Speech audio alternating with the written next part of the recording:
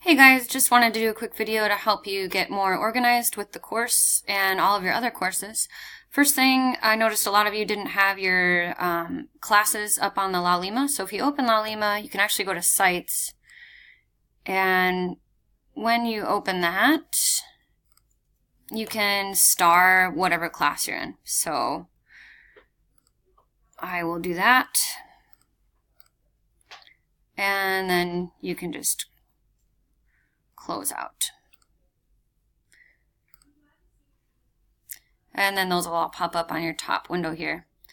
And then the next thing I would do is when you open the Google site, you can right click, click open link in new tab.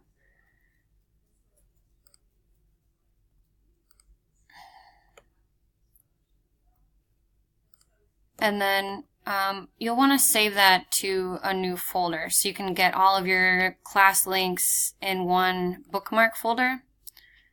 So you can click Add Folder, ELI 82,